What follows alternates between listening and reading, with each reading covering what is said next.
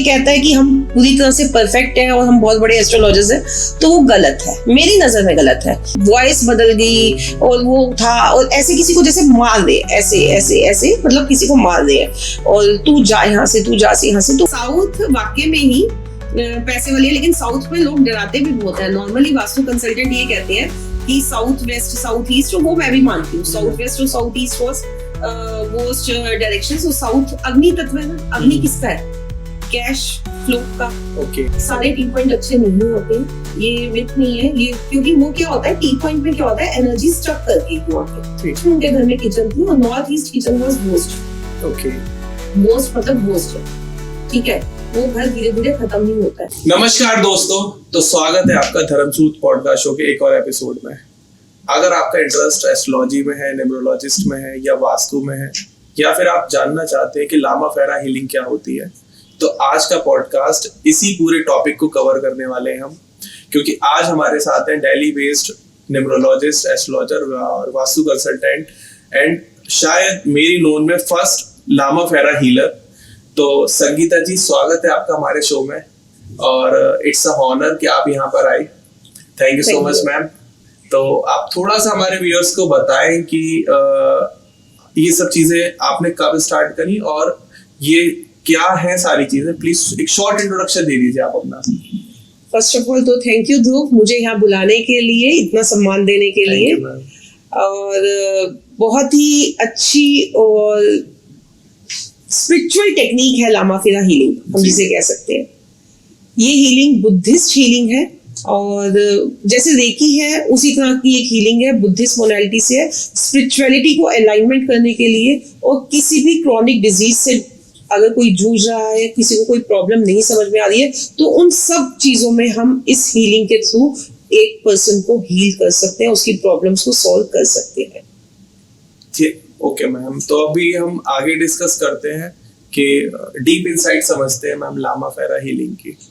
तो मैम थोड़ा सा बताएं कि ये जर्नी स्टार्ट कैसे हुई, आपने कहाँ से एस्ट्रोलॉजी, न्यूमरोलॉजी एंड ये वास्तु कंसल्टिंग, लामा फेरा हीलिंग, क्या इसकी स्टोरी है, स्टार्टिंग क्या है आपकी? सबसे पहले तो मैं ये बता दूं कि ये एक ऐसा टॉपिक है जिसके लिए 7 जन्म भी कम है। जी, ये तो है। ठीक है, कोई अगर ये कहता है कि हम पूरी तरह से परफेक्ट हैं और हम बहुत बड़े एस्ट्रोलॉजर्स हैं, तो वो गलत है, मेरी नजर में गलत है। क्योंकि ये इतनी डीप साइंस है, इतनी कैलकुलेशंस है, ये हमारे पूर्वजों की चली आ रही है और इसके प्रमाण है।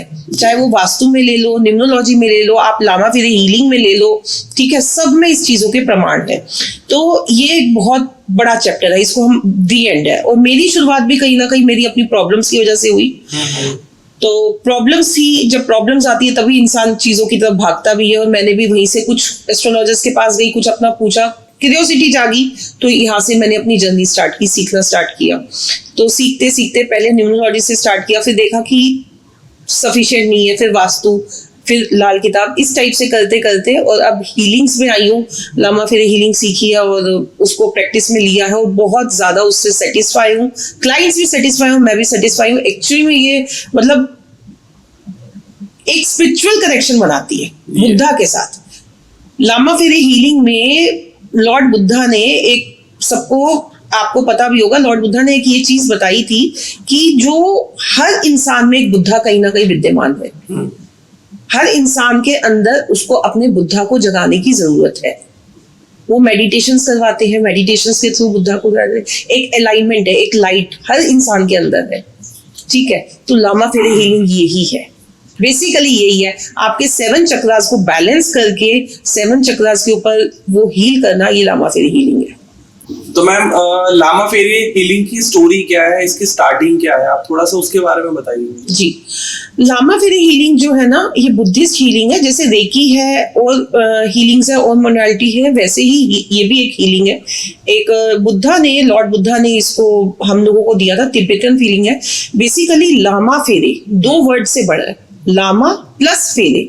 लामा क्या होते हैं, जो बुद्धिज्म को पूरी तरह से फॉलो करते हैं। आपने देखा होगा मैरून कलर के कपड़े पहन के पूरा मोनेस्ट्री टाइप में वहीं से रहते हैं, पूरा उनका फॉलो करते हैं सिस्टम को, उसी तरीके से रहते हैं, उसी तरीके से उनका खान पान, मेडिटेशन, वो सब चीजें, उन लोगों को कहा जाता है लामा। जब हम लोग भी हीलिंग करते हैं तो प्रॉपर उसी गाउन में आके हम लोग हीलिंग करते हैं। ठीक है, यहाँ तक कि अपने क्लाइंट को भी वो गाउन पहनाते हैं at the time of healing. तो और फेरा क्या है, फेरा क्या होता है, राउंड फेरा काटना। तो यहाँ पे जो फेरा का मीनिंग है वो 2.5 फेरा है। तो इसके पीछे भी एक स्टोरी है। इसके पीछे क्या स्टोरी है, जिस टाइम लॉर्ड बुद्धा अलाइव थे, जीवित थे, उस टाइम पे एक लेडी का बेटा मर जाता है। उसका एक वन एंड ओनली बेटा होता है, वो उसकी डेथ हो जाती है। अब वो उस चीज को एक्सेप्ट नहीं कर पाती है कि मेरा बच्चा मर गया, वो मौत को एक्सेप्ट नहीं कर पाती है।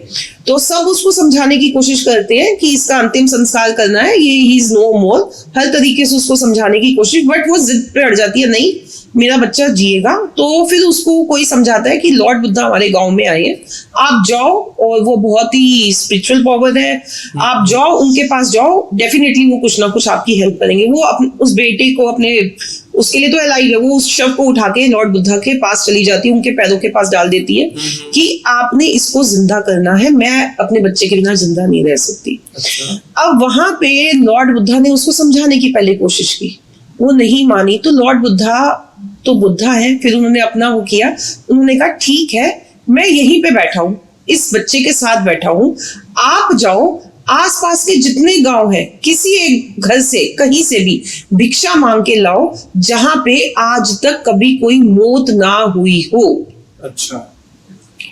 अब लेडी तो अपने बेटे के मुंह में अंधी थी, वो भागी, उसने मतलब कई दिन, 3, 4, 5 दिन लगातार वो इधर से उधर गांव गांव भटकती रही, जाती रही, हर घर से भिक्षा, लेकिन उसे ऐसा कोई घर नहीं मिला जहां पे आज तक कभी मौत नहीं हुई हो। एट लास्ट उसको समझ में आया कि मौत एक सच्चाई है, जो जन्म हुआ है वो तो मरेगा भी, ठीक है, जन्म है तो मृत्यु भी है। फिर वो लॉर्ड बुद्धा के पास आई और रोने लग गई बहुत जोर जोर से। तो लॉर्ड बुद्धा ने फर्स्ट टाइम उसको वहां पे ये हीलिंग दी थी। उसमें वो एकदम हो गई कि मुझे आपका फॉलोअर बनना है, मुझे आपका वो करना है। तो लॉर्ड बुद्धा जो फीमेल्स को नहीं अपने साथ रखते थे वो करते, तो लॉर्ड बुद्धा ने उस टाइम पे उसके 2.5 फेरा लेके उसको फर्स्ट टाइम वो हीलिंग दी थी। उस हीलिंग को लेने से उस लेडी के स्पिरिचुअली भी अलाइनमेंट हुई, वो अप हुई, वैसे भी लाइफ में बहुत सारे चेंजेस आए, और धीरे धीरे उसको ये चीज समझ में आई कि सच्चाई क्या है। इसका कनेक्शन किसी इनर एनर्जी से भी है?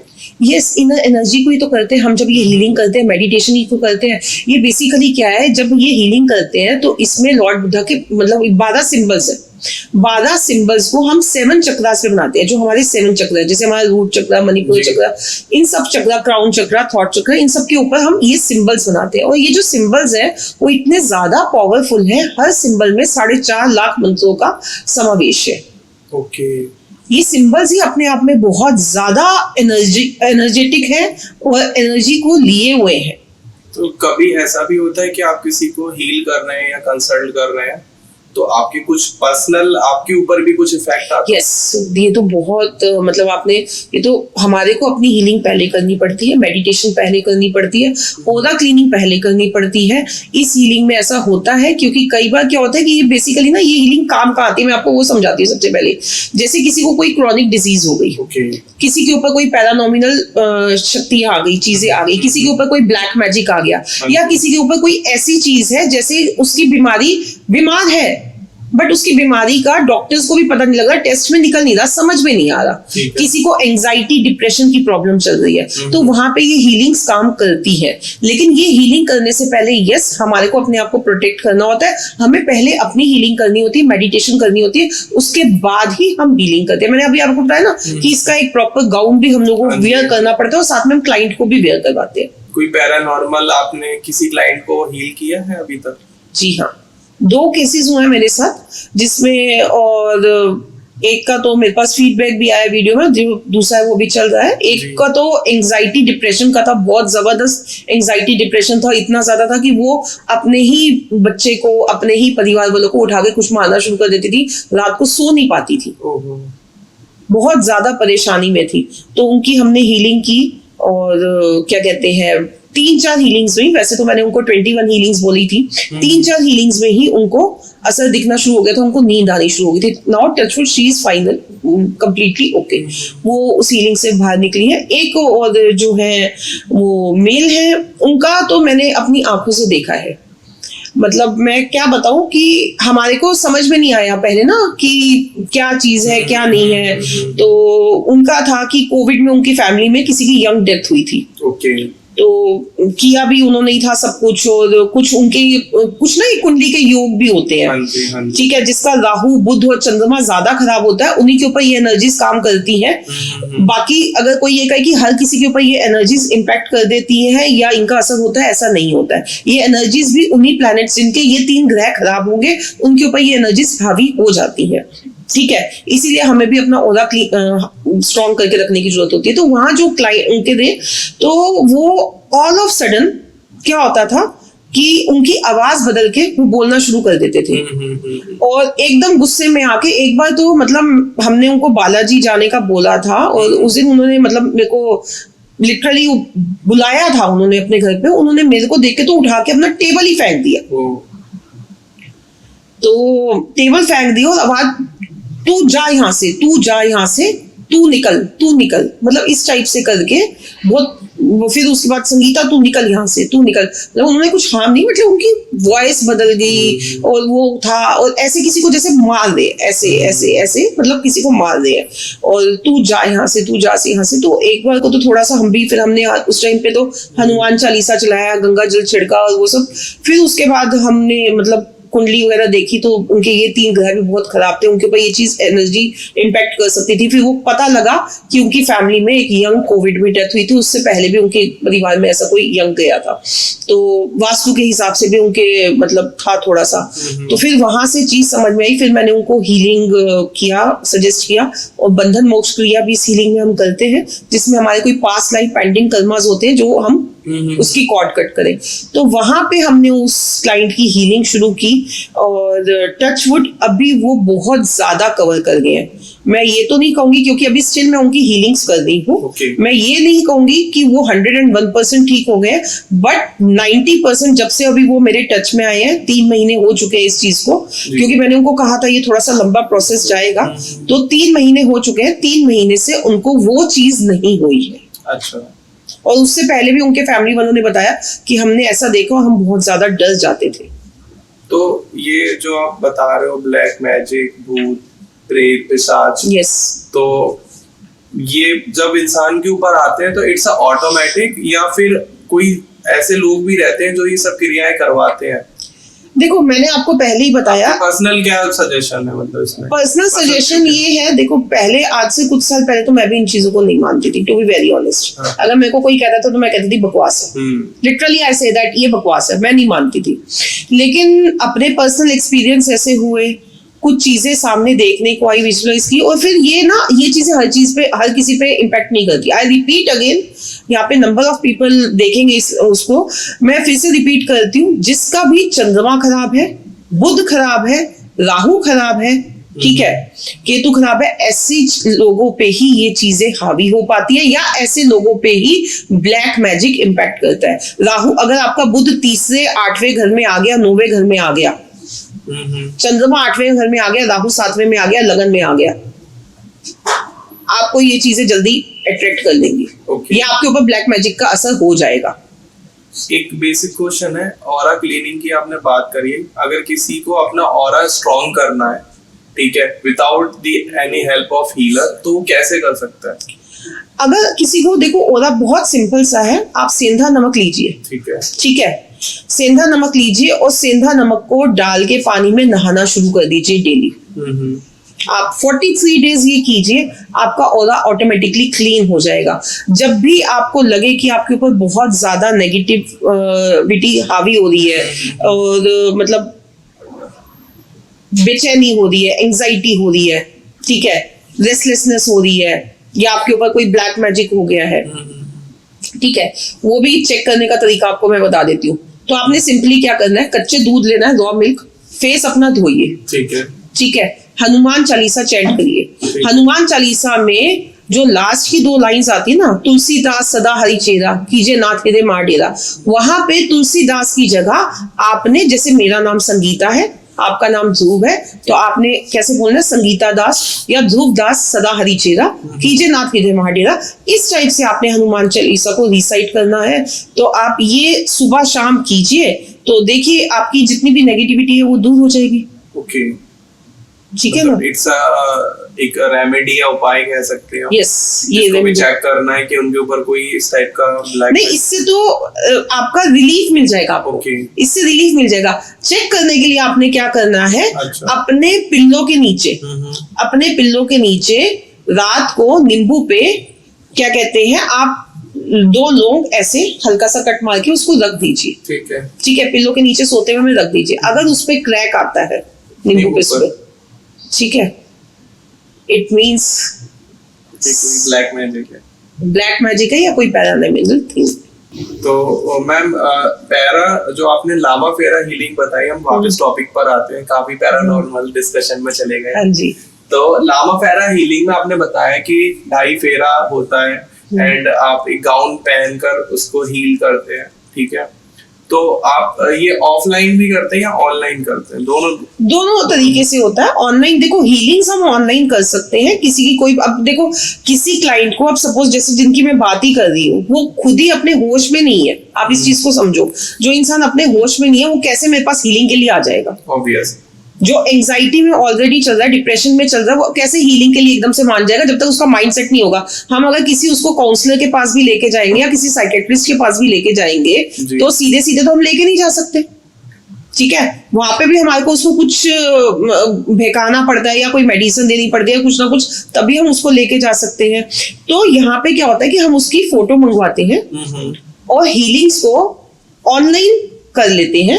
ठीक है, हीलिंग्स ऑनलाइन हो सकती है, बट अगर कोई कोर्स करना चाहता है तो आजकल, हाँ, बहुत सारे लोग, हमारी भी वीडियोस डलती हैं और डलेंगी भी आगे, जिसमें 12 सिंबल सिखा देते हैं और सोचते हैं कि हम ऑनलाइन कोर्स सीख के, वो सब कोर्स ऑनलाइन हो सकता है, लेकिन एट्यूटमेंट जो है वो ऑनलाइन नहीं हो सकता, वो हमेशा ऑफलाइन ही लिया जाता है। क्योंकि इसमें एट्यूटमेंट में क्या होता है, हम अपनी एनर्जीज जो हम इतनी मेडिटेशन करके वो इतनी सब ग्रैब कर रहे हैं, वो हम सीखने वाले पर्सन के ऊपर डालते हैं, उसको देते हैं, एट्यूटमेंट देते हैं, उसकी हीलिंग करते हैं।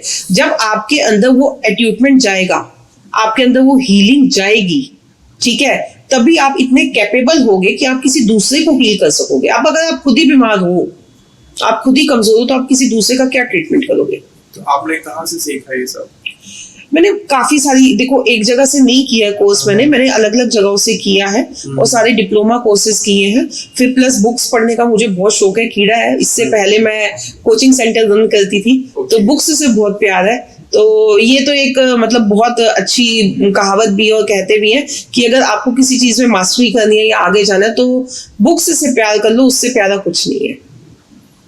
मैम, बहुत ही मतलब आपने आज का मेरा डे बना दिया। मतलब मैं एक क्वाइट लिख लूंगा कि अगर आपको मास्टरी करनी है पॉडकास्टिंग में तो। लेकिन हमारे टॉपिक की बुक्स अभी आई नहीं है मार्केट में। हम तो आपसे सीख कर, आप जैसे हमारे गेस्ट आते हैं वही हमें सिखाते हैं कि क्या बोलना है, किस तरीके से रिएक्ट करना है। तो वापस हम टॉपिक पर आते हैं कि लामा फेरा हीलिंग हमने ये समझ लिया कि आप ऑनलाइन कंसल्ट करा सकते हैं। हमारे लॉर्ड बुद्धा जी ने इस हीलिंग को फर्स्ट टाइम अपने गांव में किया था, जहां पर मैम ने स्टोरी भी बताई लेडी की। और बाकी इससे पैरानॉर्मल हो, चाहे वो क्रॉनिकल डिजीज हो या किसी की मैरिज प्रॉब्लम है, लव लाइफ प्रॉब्लम को भी सॉल्व कर सकते हैं। रिलेशनशिप इश्यूज भी सॉल्व हो सकते हैं। मनी, रिलेशनशिप, बिजनेस में स्ट्रक्ड है, किसी भी तरह की है, हीलिंग्स अलग अलग है। इसमें क्या होता है कि हीलिंग्स के साथ साथ ना, अब जैसे आपने लव लाइफ का बात की, रिलेशनशिप की बात की, तो उसमें क्या होता है कि हम हीलिंग्स के साथ साथ काउंसलिंग्स भी देते हैं। अगर किसी का रिलेशनशिप डिस्प्यूट चल रहा है, सपोज किसी का डाइवोर्स का चल रहा है, कुछ है, तो हम उसमें कुछ साथ में रेमेडीज देके कुछ उनके काउंसलिंग सेशंस भी लेते हैं। एग्जैक्टली उनकी प्रॉब्लम जानने की कोशिश करते हैं और साथ में हीलिंग्स उनको देते हैं, तो डेफिनेटली उनका कोई ना कोई सॉल्यूशन निकलता है। ओके, तो संगीता जी, हमने लामा फेरा हीलिंग के बारे में काफी समझा और अब हम आपसे वास्तु कंसल्टिंग से रिलेटेड कुछ क्वेश्चंस मैं पूछना चाहूंगा। सबसे पहले तो बेसिक क्वेश्चन कि वास्तु होता क्या है, और एक बेसिक मुझे बताएं कि लोग अपने घर में या अपने किसी कॉमर्शियल प्लेस पर वास्तु के थ्रू कैसे अपनी काम को या पर्सनल लाइफ को बेहतर बना सकते हैं? 5 एलिमेंट्स के बैलेंस को वास्तु कहते हैं। बहुत सिंपल सा लॉजिक है, जी। ठीक है। वो 5 एलिमेंट्स अगर आपके शरीर में बैलेंस नहीं होंगे तो आपका शरीर भी खराब होगा, उसमें भी प्रॉब्लम होगी। हमारी अर्थ पे क्या है, 70% पानी है। हाँ जी। शरीर में क्या है, 70% पानी है। वास्तु में north direction, north east direction पानी है, ठीक है। नॉर्थ वेस्ट डायरेक्शन पानी है, ब्लू कलर है, ठीक है। फिर अग्नि तत्व, साउथ दक्षिण की दिशा। अगर हम इसकी बात करें अर्थ की, तो मेंटेल कोर जो है हमारा, आपको पता है फायर एलिमेंट है। हाँ जी। और हमारे शरीर में अग्नि का है, हमारे स्टमक में। हाँ। अगर किसी का अग्नि तत्व बैलेंस नहीं होगा, किचन बैलेंस नहीं होगी, तो ऑटोमेटिकली उसका जो है स्टमक बैलेंस नहीं होगा, स्टमक से रिलेटेड उसको प्रॉब्लम्स आएंगी। ओके। तो ये 5 एलिमेंट्स जो है, फायर हो गया, वाटर एलिमेंट हो गया, स्पेस एलिमेंट हो गया, अर्थ एलिमेंट हो गया, ठीक है, इन एयर एलिमेंट हो गया, वायु तत्व जिसे हम कहते हैं, ये 5 एलिमेंट्स के बैलेंसिंग को वास्तु कहते हैं। ओके। तो मैम वास्तु में थोड़ा सा डीप में आपसे पूछना चाहूंगा कि मेरा पर्सनल क्वेश्चन है कि साउथ डायरेक्शन को कहते हैं कि पैसे का घर है, कि साउथ मुंबई वाले पैसे वाले हैं, साउथ दिल्ली में बहुत पैसा है, और इंडिया में भी साउथ में बहुत पैसे वाले हैं। तो ये साउथ डायरेक्शन का क्या राज है? देखो, ये बहुत अच्छा क्वेश्चन किया आपने। साउथ वाकई में ही पैसे वाली है, लेकिन साउथ में लोग डराते भी बहुत है। नॉर्मली वास्तु कंसल्टेंट ये कहते हैं कि साउथ वेस्ट, साउथ ईस्ट, वो मैं भी मानती हूँ। साउथ वेस्ट और साउथ ईस्ट वर्स्ट डायरेक्शन। सो साउथ अग्नि तत्व है ना, अग्नि किसका है, कैश फ्लो का। ओके। ठीक है, तो जिसका साउथ स्ट्रांग होगा, जिसका साउथ ईस्ट स्ट्रांग होगा, जिसका साउथ वेस्ट स्ट्रांग होगा, ये 3 डायरेक्शन स्ट्रांग होगी, उसके रिलेशनशिप अच्छे होंगे, उसके पास पैसा होगा, स्टेबिलिटी होगी।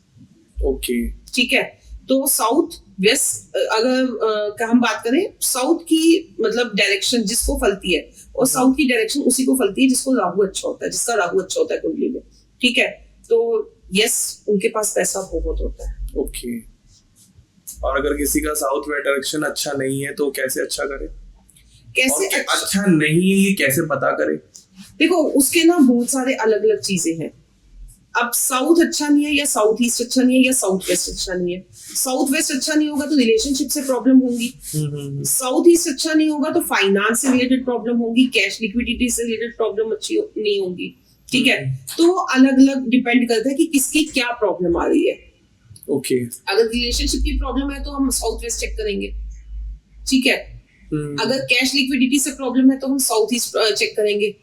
ठीक है, साउथ ईस्ट में अगर किसी के टॉयलेट आ गया सपोज, या कोई ड्रेनेज आ गई, पानी से रिलेटेड कोई वो टैप आ गया, तो ऑटोमेटिकली उसका पैसा जो है पानी की तरह बह रहा होगा।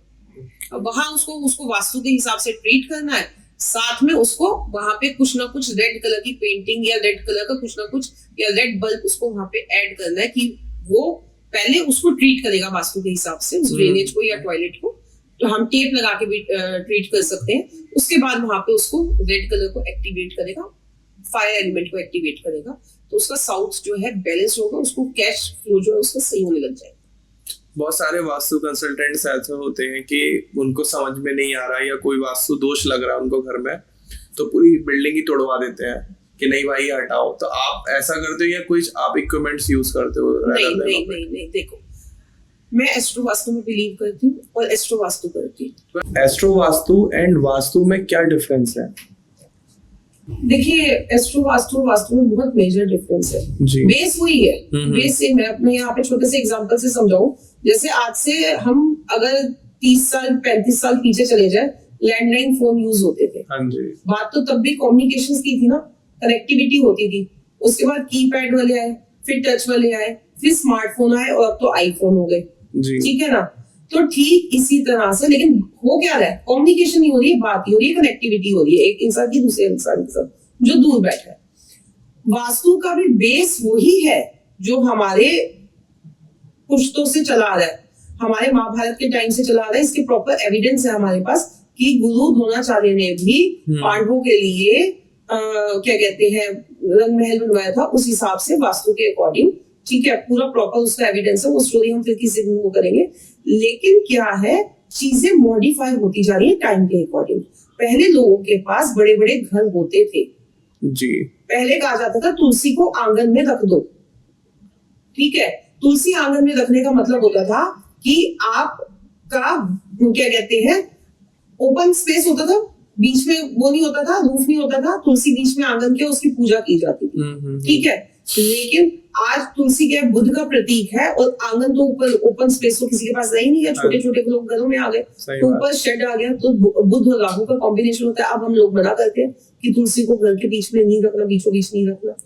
आजकल वो पॉसिबिलिटी नहीं है ना, अपार्टमेंट्स में लोग रह रहे हैं, बालकनी में रखना एक वो अलग चीज है, वो भी पार्ट है, बट अपार्टमेंट्स में रह रहे हैं, फ्लैट्स में रह रहे हैं, तो हाउ इज इट पॉसिबल कि हम किसी को ये कहें कि आप अपना सेंटर ओपन रखो या आप अपने स्टेयर्स घर से बाहर रखो। पहले क्या होता था, आज से कुछ साल पीछे चले जाओ तो स्टेयर्स लकड़ वाली स्टेयर्स होती थी, उससे चढ़ते थे। स्टेयर्स, टॉयलेट्स क्या है, राहु का प्रतीक है। टॉयलेट्स, वॉशरूम जो है बाहर लोग जाते थे। आजकल तो जितने बेडरूम्स है उतने साथ अटैच वॉशरूम्स है। सही बात है, पॉसिबिलिटी नहीं है, ठीक है। साथ में पाउडर वॉशरूम और है कि अगर कोई गेस्ट आ गया तो उसके लिए अलग से है, ठीक है। स्टेयर्स के साथ साथ लिफ्ट होगी, और अब लिफ्ट में भी वो चलन आ गया कि पर्सनल लिफ्ट के साथ साथ सर्वेंट लिफ्ट भी अलग से आ रही है, ठीक है, सर्वेंट्स के रूम भी अलग से आ रहे हैं। तो एनर्जीज कितनी ज्यादा, आप ये देखो ना, कितनी ज्यादा उसमें मैग्नेट होती है, कितनी ज्यादा लोहा होता है लिफ्ट में, और टॉयलेट क्या है, राहु का रूप है, तो राहु एक्टिवेशन कितनी ज्यादा हो रही है। तो हम कैसे किसी को कह सकते हैं जो अपार्टमेंट में रह रहा है, और मिडिल क्लास वाले तो वैसे ही बहुत मुश्किल से अपनी लाइफ में, बहुत हार्डली बहुत कम लोग होते होंगे जो 2-3 प्रॉपर्टी बना पाते होंगे, एक प्रॉपर्टी बन जाए तो मोर देन सफिशिएंट। तो कैसे लोग, हम किसी को कह सकते हैं कि आप अपना यहाँ से किचन तोड़वाओ या टॉयलेट तोड़वाओ, इसको यहाँ से शिफ्ट करो। सही बात है। तो इसलिए एस्ट्रो वास्तु जो है पिक्चर में है, उसकी रेमेडीज मॉडिफाई हुई है। बेसिकली उन रेमेडी बेस हुई है, नॉर्थ पे ही रहेगा, नॉर्थ में ब्लू कलर है, वो पानी तत्व है, वाटर की डायरेक्शन है। साउथ में रेड कलर आएगा, वो फायर एलिमेंट है जी। बेस वही रहेगा, बट रेमेडीज मॉडिफाई होगी। अब हम विदाउट डेमोलिशन पे जाते हैं और कुंडली मकान बेस्ड वास्तु करते हैं। लोगों की कुंडली के आधार पे हम रिजल्ट्स देते हैं, उसके साथ उनका वास्तु अलाइन करके हम रिजल्ट्स देते हैं। ये एस्ट्रो वास्तु है। एक घर में 6 लोग रह रहे हैं और उन सभी की कुंडली अलग है, तो आप जो कंसल्टिंग करेंगे वो उन 6 लोगों की कुंडली के अकॉर्डिंग आप उनको बताएंगे कि आप अपने घर में ये चेंजेस करें, yes. है ना? yes, rather than of कि सिर्फ आप वास्तु देखकर बताएं। नहीं, बिल्कुल आपने कहा, जैसे 6 लोग अगर सपोज रह रहे हैं तो मैं 6 की डिटेल्स देती हूँ जी। 6 का बर्थ टाइम दिया, डिटेल्स दी, कुंडली बनाई। कुंडली बनाने के बाद उनका जो है, हम उनका घर का मैप लेते हैं, प्रॉपर उसको ग्रिड करते हैं, उसके अकॉर्डिंग उनका वास्तु हम सजेस्ट करते हैं, उसको डिसाइड करते हैं कि उनको कहाँ पे क्या चीज 6 में वो क्या कॉमन निकल के आ रहा है जो सबको सूट करेगा। ओके, तो जैसे आप लामा फेरा हीलिंग में बता रहे थे कि आप पैरानॉर्मल जो एक्टिविटीज होती हैं उनको भी हील करते हैं, तो वास्तु में भी पैरानॉर्मल वास्तु कंसल्टेंट है, मैं जानता हूँ। मेरे एक नोन है जो एशिया के बता रहे थे कि फर्स्ट पैरानॉर्मल वास्तु कंसल्टेंट, उन्होंने पीएचडी किया इस टॉपिक पे। तो आप भी क्या पैरानॉर्मल वास्तु कंसल्टिंग करते हैं? ये बहुत सुंदर क्वेश्चन किया। सबसे पहले तो बता दूं, लामा फेरे हीलिंग में भी स्पेस वास्तु होता है, उसके अकॉर्डिंग भी हम वास्तु करते हैं, ठीक है। उसमें भी वास्तु की टेक्निक है, उसमें भी हम घर में 12 सिंबल्स बनाते हैं। दूसरी चीज, यस, हम लोग जब किसी के घर में वास्तु विजिट करते हैं, क्योंकि हम ऑनलाइन ऑफलाइन दोनों ही कंसल्टेशन देते हैं, ठीक है। वास्तु विजिट के लिए लोग हमें बुलाते हैं, हम लोग जाते हैं अक्सर। तो वास्तु में हम डॉजिंग रॉड्स और ओरा स्कैनर से चेक करते हैं। अगर हमारी ओरा स्कैनिंग में कहीं पे भी मतलब एक कहते हैं ना कि वास्तु दोष है, तभी हमें किसी ने बुलाया, ये तो एक सिंपल सा लॉजिक है, सिंपल सी बात है, ठीक है ना। लेकिन क्या होता है कि किसी के घर में हमारा पूरी तरह से ओरा ही, उनका डॉजिंग रॉड हमारी कहीं ओपन ही नहीं हो रही। ओपन होने का उसका ये मतलब होता है कि वहां पे वास्तु दोष नहीं है, ठीक है। हमारा ओरा स्कैनर ओपन होने का मतलब होता है कि उस पर्टिकुलर जोन में वास्तु दोष नहीं है, बाकी जगह पे वास्तु दोष है। इट मीन्स उस लैंड में कोई प्रॉब्लम नहीं है। लेकिन अगर वो पूरे घर में ही नेगेटिव दिखा रहा है, पूरे घर में ही दोष दिखा रहा है, इट मीन्स उस लैंड में ही प्रॉब्लम है। तो वो पता लग जाता है। और ऐसा नहीं है, मेरे लाइफ के एक्सपीरियंस है, अभी तक ऐसे 2 वास्तु हो चुके हैं मेरे जिसमें कि मैं वास्तु करके आई हूँ और उनके घर से कुछ किया हुआ निकला है। ओके। नहीं हम लोग मतलब मैं जुड़ा हुआ हूँ जहाँ से, तो हमारे यहाँ भी बोलते हैं कि चौखट बांध दी और घर के आगे कुछ नींबू रख गए या दाल रख गए या इस टाइप से स्पाइसेस रख दिए, तो इससे मतलब ब्लैक मैजिक ऑब्वियस है, तो वो मतलब इंसान पे तो इम्पैक्ट करता ही है, सबसे मेन वो घर पे इम्पैक्ट करता है। वो देखो क्या होता है कि हमारी दादी नानी जो थी वो एक कहावत कहती थी, नजर पत्थर को भी काट देती है। सही बात है। ठीक है, तो नजर जो है वो बहुत बुरी है, हाई जेलस नजर, ये 3 चीजें जो है वो बहुत बुरी है। ओके।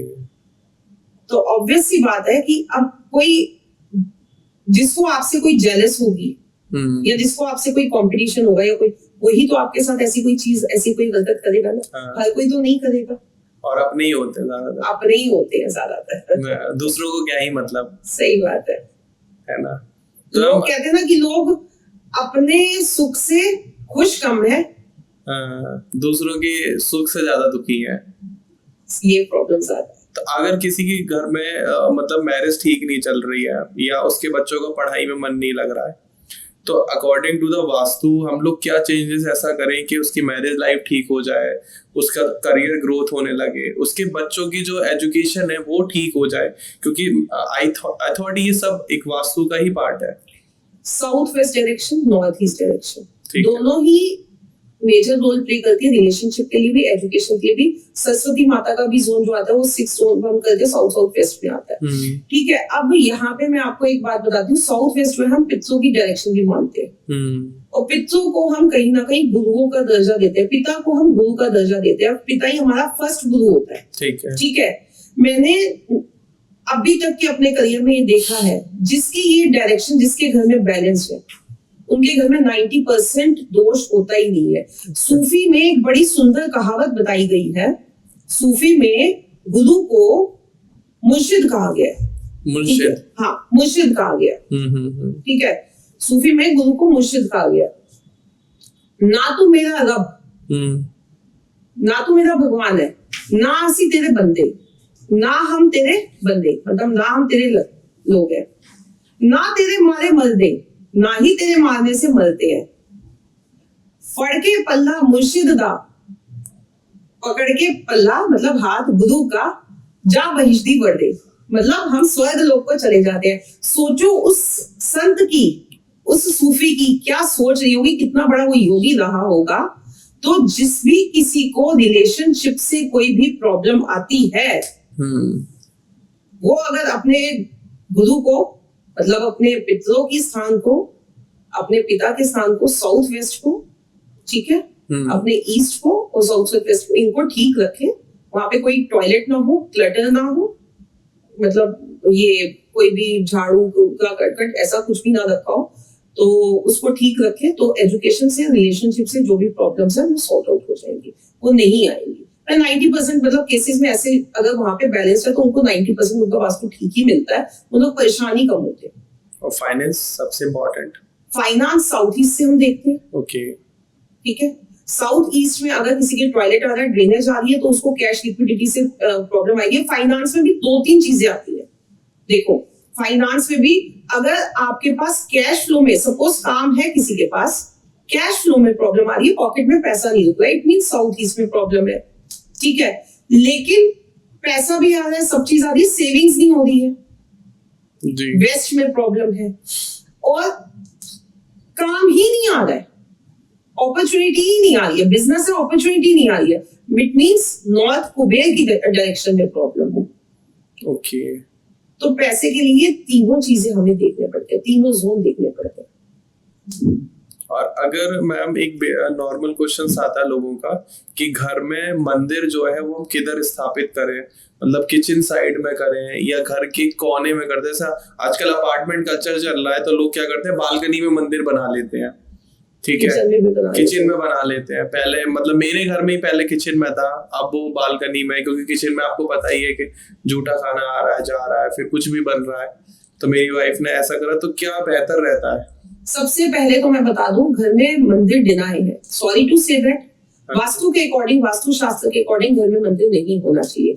आप अगर आज से कुछ साल पीछे चले जाओ, तो अगर पुरातन टाइम में चले जाओ, तो नगर से बाहर एक मंदिर हुआ जाता था और वो एक एनर्जी पॉइंट होता था। लोग बहुत श्रद्धा से जाते थे, चप्पल उतार के नंगे पैर माता चलते हुए जाते थे, हम मंदिर में माथा टेकने जा रहे हैं। हाँ जी। और अभी भी हमारे जो 12 ज्योतिर्लिंग है, हमारा वैष्णो देवी है या कोई भी है, वो एक एनर्जी पॉइंट है। अब जब हम वहां जाते हैं तो हमारा एक लेवल ही अलग हो जाता है। हमारी जो भी मनोकामना होती है, अमरनाथ है, कोई भी किसी भी जगह जाते हैं तो हमारी एक लेवल अलग हो जाता है, हमारी चीजें पूरी होती है। ठीक है, घर में मंदिर वास्तु शास्त्र के अकॉर्डिंग डिनाई है, लेकिन लोग इस चीज को नहीं मानते हैं, वो फिर भी बनाते हैं। ठीक है, मूर्तियां तो बिल्कुल ही नहीं स्थापित करनी चाहिए, क्योंकि मूर्तियों में प्राण प्रतिष्ठा होती है, जो कि हम लोग उस चीज को फॉलो नहीं कर सकते। वो मंदिर में ही अच्छी है। ठीक है, जो चीज जिस जगह की है वो वहीं पे होनी चाहिए। रसोई में तो बिल्कुल ही नहीं होना चाहिए मंदिर। मंदिर बनाने के लिए आप नॉर्थ ईस्ट में जा सकते हो, नॉर्थ वेस्ट में जा सकते हो अपने घर के। ठीक है, ये 2 डायरेक्शंस जो है मंदिर आप बना सकते हो। अगर कोई बनाना चाहता है तो ये बना सकते हो, लेकिन अगर प्रॉपर वास्तु की बात करें तो वास्तु के हिसाब से मंदिर, मेडिटेशन करो, अंदर से भगवान को स्पिरिचुअली याद करो। ठीक है, वो चीज होती है। क्योंकि मंदिर में क्या है कि आप पूरे नित्य नियम आपको चाहिए। घर में आप क्या चीज रोक लोगे? लोग एल्कोहलिक भी है, नॉन वेजिटेरियन भी है, और गृहस्थ जीवन में रह के, ठीक है, इट्स नॉट पॉसिबल कि आप मेंटेन कर सको सब चीजें। ऑब्वियस है। लेकिन फिर भी जिन लोगों का नहीं मन मानता है, जिनकी एक श्रद्धा है, कनेक्टिविटी की हमें पाठ करना है, पूजा करना है, वो अपने नॉर्थ ईस्ट और नॉर्थ वेस्ट में मंदिर बना सकते हैं। और लोग तो अपने बेडरूम में ही मतलब पोस्टर लगा लेते हैं भगवान के। नहीं, गलत है। देखो, गलत नहीं करना चाहिए। यही चीजें जो होती है ना, वास्तु दोष क्रिएट करती है। आपकी एक इमेजिनेशन थॉट जुड़ी हुई है कि वो हमारे भगवान है, वो इष्ट है। कोई आप एक एग्जांपल के तौर पे मुझे एक स्टोरी बताइए कि इस टाइप का वास्तु दोष था उनके घर में और ये प्रॉब्लम्स उनके घर में चल रही थी और आपने वो ठीक कराई तो उनकी लाइफ में ये चीजें सॉर्टेड हो गई। देखो, एग्जांपल्स तो बहुत सारे हैं, वास्तु के हिसाब से एग्जांपल तो बहुत सारे हैं। ठीक है, एक मैं बताती हूँ, एक जो भी लास्ट पॉडकास्ट में एक साउथ वेस्ट का बताया था, अभी मैं एक बताती हूँ नॉर्थ ईस्ट किचन का। जी। नॉर्थ ईस्ट में उनके घर में किचन थी और north east kitchen was worst. Okay, worst मतलब वर्स्ट है। ठीक है, वो घर धीरे धीरे खत्म ही होता है, उस घर को बचाना मुश्किल है। ठीक है। तो बहुत सारी मल्टीपल प्रॉब्लम्स थी और उनके घर में हैंडीकैप बच्चा, एमआई चाइल्ड भी है। ठीक है, तो कोर्ट केस भी हो गया, आपस में फैमिली डिस्प्यूट, क्योंकि नॉर्थ ईस्ट की किचन की सबसे बड़ी क्या है कि घर में कोई एक ऐसा सदस्य जरूर होगा जिसकी बहुत ज्यादा एग्रेसिव टॉक होगी। वो सामान उठा के फेंकेगा, लड़ाई झगड़े करेगा, अननेसेसरी के सीन क्रिएट करेगा। उनके घर में ये सब चीजें चलती थी। ठीक है, ना खुद जिएगा शांति से, ना दूसरे को जीने देगा, ये वाली हालत होती है नॉर्थ ईस्ट की किचन की। तो हस्बैंड वाइफ में खूब चल रहा था और एक विकलांग बच्चा भी हो गया। तो वहां पे मैंने मतलब वास्तु किया था और वहां पे स्थिति ये थी कि हम वास्तु का ज्यादा कुछ कर भी नहीं सकते थे, क्योंकि वो इतने स्टम्प्ड थे। उससे पहले उनकी मदर इन लॉ की ब्रेन स्ट्रोक से डेथ हुई थी जी। ठीक है, दिमाग से प्रॉब्लम आई थी, फिर बच्चा हैंडीकैप हुआ। अब वहां पे क्या था कि वो ये योग भी बन रहा था कि उनको कैंसर की प्रॉब्लम हो सकती थी फीमेल को, क्योंकि नॉर्थ ईस्ट और साउथ ईस्ट में प्रॉब्लम थी, उसको यूट्रस से ओवरी से रिलेटेड प्रॉब्लम भी आ रही थी। तो वहां पे मैंने विदाउट डेमोलेशन, वहां पे मतलब मैंने उनकी प्लैनेटरी कॉम्बिनेशन के हिसाब से 1-2 प्लांट्स मैंने उनके घर में रखवाए थे और कुछ एक रेमेडीज करवाई थी। तो उसके 6 महीने बाद वो उस घर से निकलने में पॉसिबल हुआ था। क्योंकि उसमें ना हमारी पॉसिबिलिटी थी नहीं, LIG फ्लैट था, पॉसिबिलिटी थी नहीं कि तुड़वा के करवाई या कुछ है, तो उनको वहां से निकालना ही था किसी तरह से। और अभी उनकी लाइफ मतलब बहुत ज्यादा स्टेबल है।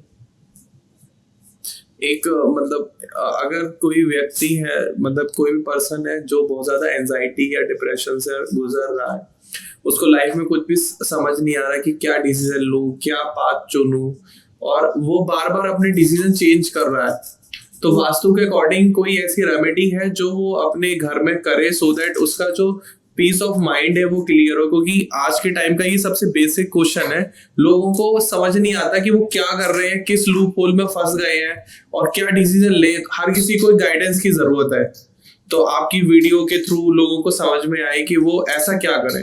सबसे पहले तो अपने घर का नॉर्थ वेस्ट ठीक करें। ठीक है। ठीक है, नॉर्थ वेस्ट और नॉर्थ ईस्ट ठीक करें। अगर ये दो डायरेक्शन, क्योंकि ये दो डायरेक्शन चंद्रमा की होती है, एंजाइटी अगर आ रही है तो वो यहीं से आ रही है, ओवर थिंकिंग, ओवर स्ट्रेस आ रहा है तो यहीं से आ रहा है। अगर टॉयलेट है, कोई ड्रेनेज है, तो उसको नॉर्थ वेस्ट में तो हम क्या कहते हैं, व्हाइट कलर के टेप के साथ जा सकते हैं, क्योंकि जिससे कि सब रेमेडी करें उस टाइप की रेमेडी करें। 4 इंच चौड़ी टेप लेंगे और उसको तीनों साइड उसमें कर देंगे। अगर नॉर्थ ईस्ट में टॉयलेट है तो येलो कलर की हम टेपिंग करेंगे उसमें, 4 इंच चौड़ी टेप लेके टॉयलेट जो टॉयलेट हुआ है WC होगा उसके तीनों साइड, क्योंकि आजकल इंग्लिश होती है, वेस्टर्न वो इंडियन वाली तो होती नहीं, इंडियन होगी तो चारों तरफ और वेस्टर्न है तो 3 तरफ वो करेंगे, वो हम करेंगे। साथ में हम वहां पे मून की पावर बढ़ाएंगे, चंद्रमा की पावर बढ़ाएंगे। अब चंद्रमा की पावर कैसे बढ़ा सकते हैं? बहुत सारे तरीके हैं। आप अपनी मदर की फोटो वहां पे लगा सकते हो, चांदी के गिलास में पानी भर के रख सकते हो वहां पे।